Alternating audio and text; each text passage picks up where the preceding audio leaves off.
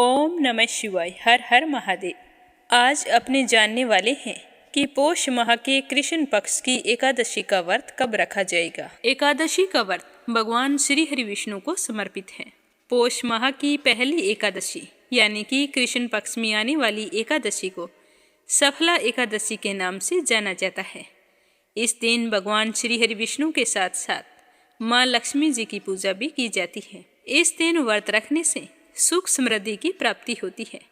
मनुष्य अपने जीवन के समस्त सुखों का भोग करता हुआ अंत में वैकुंठ धाम को जाता है। सफला एकादशी साल 2024 की अंतिम एकादशी है।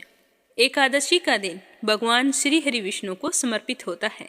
इस दिन एकादशी के सभी नियमों का पालन करते हुए व्रत रखा जाता है और भगवान श्री हरि विष्णु की उपासना की जाती है। विष्णु जी को प्रसन्न करने के लिए यह दिन बहुत ही खास और महत्वपूर्ण माना जाता है।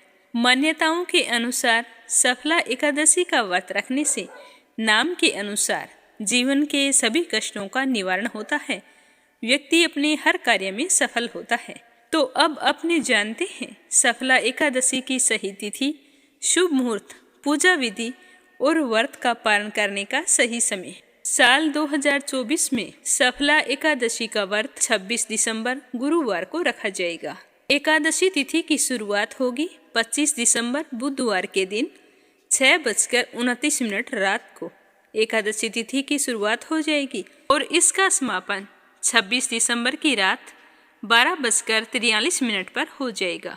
उदया तिथि के अनुसार सफला एकादशी का व्रत 26 दिसंबर गुरुवार को रखा जाएगा। इस दिन विष्णु पूजा करने का शुभ मुहूर्त होगा सुबह 7:12 से सुबह 8:30 तक।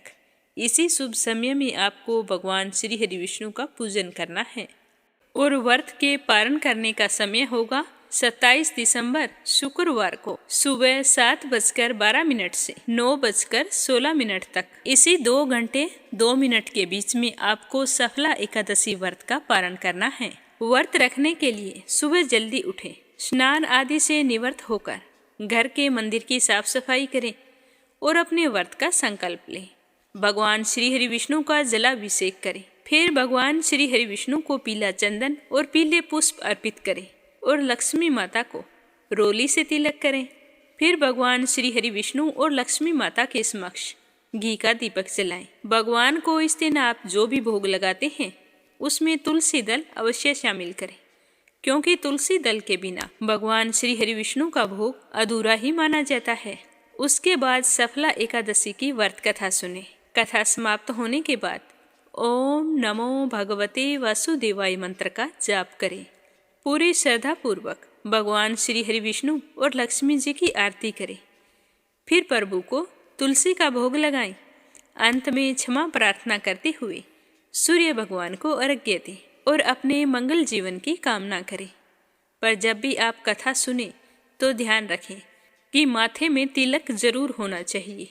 सुने माथे कभी भी पूजा पाठ नहीं करना चाहिए।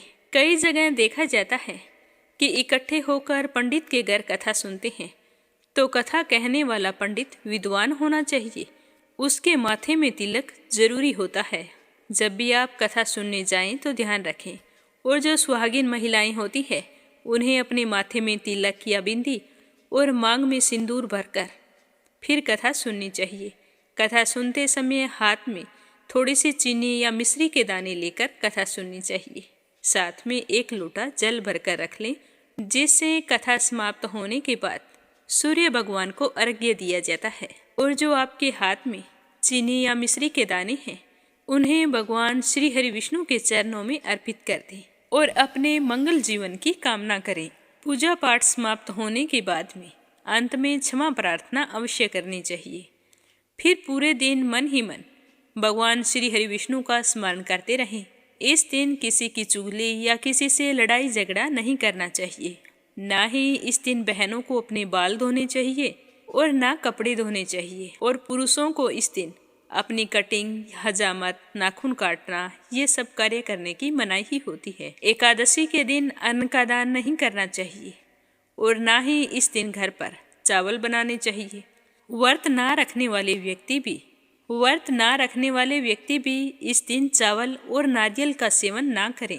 एकादशी के दिन शाम को तुलसी माता के समक्ष एक घी का दीपक जलाना चाहिए।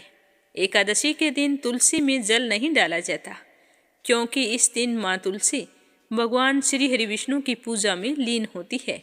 अगर हम इसके पत्ते तोड़ते हैं या जल डालते हैं तो उनकी तंद्रा भंग होती है, जिससे वो नाराज भी हो सकती हैं। तो इस बात का ध्यान रखते हुए शाम के समय एक घी का दीपक जलाएं और तुलसी के हाथ ना लगाएं। भगवान श्री हरि विष्णु को तुलसी दल चढ़ाने के लिए या तो एक दिन पहले पत्ते तोड़कर रख लें, या फिर नीचे टूटकर अपने आप गिरा हुआ पत्ता जो कहीं से कटा फटा ना हो, उसे साफ पानी से धोकर भगवान की पूजा में इस्तेमाल कर सकते हैं।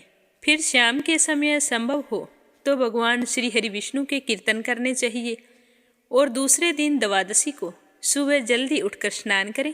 उसके बाद भगवान श्री हरि विष्णु, लक्ष्मी माता और तुलसी माता की पूजा करें।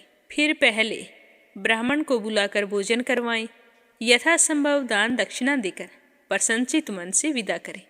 उसके बाद स्वयं व्रत का पारण करना चाहिए। इस दिन एकादशी व्रत के पारण की कथा सुनकर व्रत का पारण करना चाहिए। पारण में राजा अम्बरीश की कथा कही और सुनी जाती है, या फिर एकादशी की व्रत कथा भी आप सुन सकते हैं। इस तरह जो भी व्यक्ति एकादशी का व्रत पूरे श्रद्धा भाव से नियमानुसार करता है, उस पर भगवान विष्णु का आशीर्वाद हमेशा बना रहता है, पाप कर्मों का नाश होता है और घर में सुख सौभाग्य बना रहता है। तो एकादशी व्रत की जानकारी आप सबको कैसी लगी, कमेंट करके जरूर बताना। भगवान श्री हरि आपकी सारी मनोकामनाएं पूर्ण करे। आपकी मंगल कामना के साथ ओम नमः शिवाय। हर हर महादेव।